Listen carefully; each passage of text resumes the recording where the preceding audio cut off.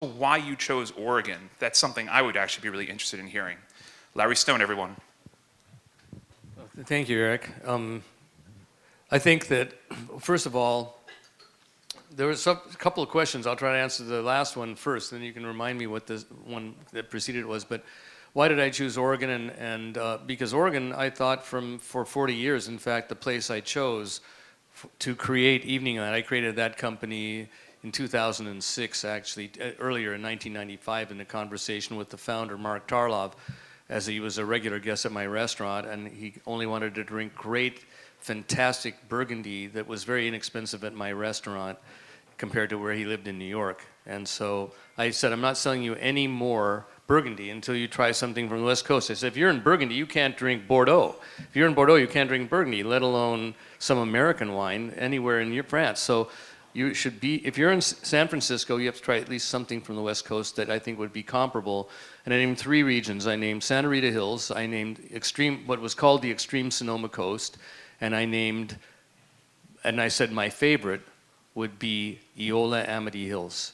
I specified Seven Springs, because I said that, to my mind, has always produced the most refined wine. Now, you just had a wine from Seven Springs, but with a very different conception of how it should be created. And John has the disadvantage of not having been there when it was created. So I know the vintage very well, I know the place very well, I know Pedro Parra very well, and in fact, I was the one who recommended to Mark Tarlov to bring Pedro to Oregon originally. So, and I'm in the book too. Pedro Parra is a great book on vineyard soils. It includes things that were planted in Italy and in South America. It's a fantastic book, and I'm also mentioned in it, but I'm not really part of that book. I'm just, mentioned briefly, but it's a great book. And when he came and visited on behalf of a man named Louis Michel Ligier-Belair, he confirmed what I had said and why I created Evening Land where I did. He said, Seven Springs and Larry's Vineyard are the 2 greatest vineyard sites in Oregon. And he repeated that. It was for a private client, for Louis Michel Ligier-Belair, who's since left, but it was for a private client, but he repeated that in public at the Institute of Masters of Wine about 4 months later. So I found out because someone at the seminar called me and said, do you know Pedro Parra? And I go, yeah. And he said, well, I said, okay, it's public, so I can say that. But the reason I chose that place is because of the soils. But, soils, terroir are not soils. Terroir is climate, it's exposure, it's what people do to the place, it's the whole biodiversity of the place. It's a sum of a lot of different things of what's happened there before and as you're farming, and how you maintain an environment, a microbiome in balance with itself so that it can be perpetuated and reinvigorated on an annual basis.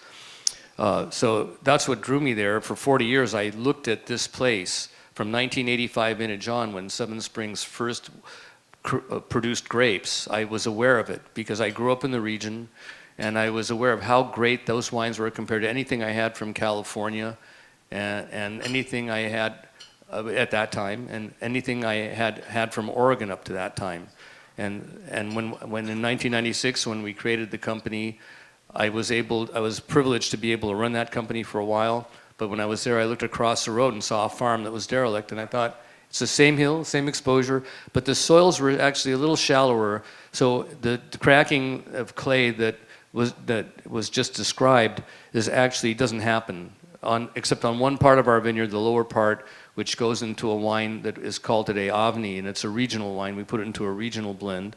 But all the upper blocks, and especially the Plow that you're having, comes from the shallowest soils that we have with gravels. And that's why Pedro, when we had our first crop, he came and said, that's what I want to buy. And he paid 3 times over the Willamette Valley average for established vineyards to buy that fruit for the first crop it had, before it even had the first crop. And I asked him why, and he explained it was the gravels. These broken up pieces of bedrock. The soil is so shallow where we are on that part. It's called Gelderman, and it's not, the deepest one is Jory. The second deepest would be Nikaya. It's kind of a little bit shallower, but almost like Nikaya in depth is Gelderman. And then you have Witzel, which has no topsoil to 1 foot to 2 feet of soil. before the bedrock. And I prefer all our Chardonnay we can taste out in the room.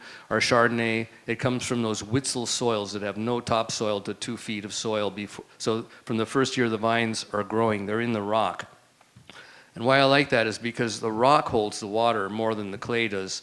And when you're in the rock, you're insulated from heat. You're insulated. You don't have drought because it's compression. I'll go back to John's thing, compression, because our whole hills were compressed. The lava flow we were based on comes from 500 miles away from near Ritzville, Washington. If you know where Spokane is, just look on the map. Near Spokane, there's a place called Ritzville. And the main lava flow that came and created the Willamette Valley and created the Columbia Basin from Idaho down to where we are, basically, comes from these rifts in the earth and the crust. And where they began, they're 3 miles deep. If you go along the Columbia River to Walla Walla or along the Columbia from Portland, you'll see the cliffs going higher and higher. But what you see is only 1/3 of those cliffs. There's 2 miles deep below the surface. The same lava is there. It's so heavy it sank the crust of the earth.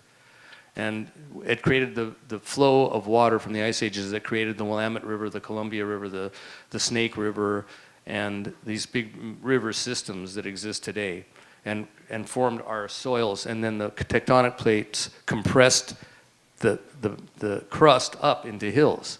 So we're on one of these hills that's been pushed up by the ocean going under the continent, but it was originally a lava flow that came all the way from the border where the border today is between Washington and Idaho. So it's an amazing flow. It's an amazing, it's not even the biggest basalt flow. I used to think it's like one of the 3rd biggest, but it's the 5th or 6th biggest in the history of the earth. But it's big enough for me. And we're on the end of it. We're pushed up into hills, and I like the shallowest soils. And both his vineyard, Seven Springs, and mine face east.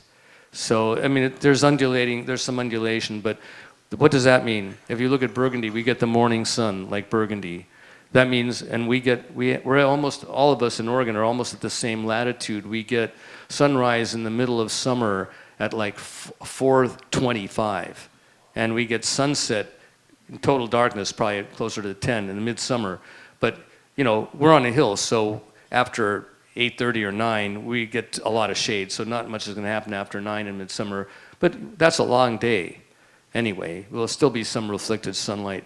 So long day, shallow soils, lots of rock, and then we had a cool vintage, but because both Evening Land and I, and also I believe John, but he can verify that, we pick a little earlier than most people do. We don't wait for like big phenolic ripeness. We look for the acid balance. We love the crispness, the freshness that you can get in Oregon. And we work with it the way they would in Burgundy.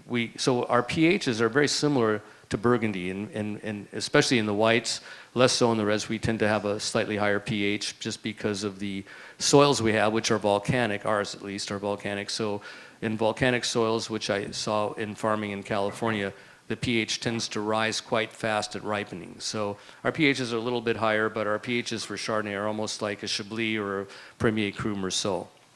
And I think you get that freshness, you get the ocean influence. We're 25 miles from the Van Duzer corridor. And to give you an idea, I want to go back to living on the edge. So I want to bring back why we're living on the edge. So even though it's a compressed season, and we do get very hot, and I think in the future there may be some changes. But if you look at the historic averages of temperature from June to August, the average temperature, the high, is 78 degrees. And the average low is 52. So from June to August, it's 78 to 52. And then if you look at a typical year, though, we have, the typical year would be 79 to 50. Okay, 79 to 50 be a typical day in general where for the Willamette Valley. We're colder, actually, than the average for the Willamette Valley where I and John are. So there's 60 days above 80 in that summer, 60 days from June to August above 80, of which 18 are only 18 are above 90. Now today, with climate change, we have another category we should explore, and we'd have to say how many days above 100, because we do get 100-degree days now more regularly. It used to be a once in every 3-year occurrence or something like that. It didn't happen every year. But now we see it more and more. So we are technically a 1B. If you look at your Winkler zones, look that up, Winkler zones. So the coldest zone for grape growing is 1. We're a 1B. We're a warmer part of zone 1. But I fear, probably in the next 10 years, we may actually migrate into a 2. Right now, we're at 2,200 degree days. That's the amount of time, amount of degrees you accumulate over 50 degrees in the grape system. For some crops, it's above 65, but for grapes, Winkler created it above 50. We were at 22. To get to level 2, we have to be at 2,500. So we're about 250 degrees short of being at 2. So I'm sure we'll get there someday. Anyway, we do live on the edge. And when John's father came, Josh's father came to Oregon, it was really cold. It was probably too cold where we were to grow grapes. But with climate change, it's really benefited Oregon because we can get riper fruit. I love the thing about our Pinot Noir is that we do regenerative farming, we do hand picking, hand sorting, we do about 18 to 25% whole cluster depending on the vintage. This is 18, it's on the lower end of what we do normally for a whole cluster. And 19, which wasn't mentioned, and I should mention it now, it's the year after a big drought year. It was our worst drought year is 18. It wasn't the hottest year, but it was a drought year. There was very little rain, only 25% of a normal rainfall.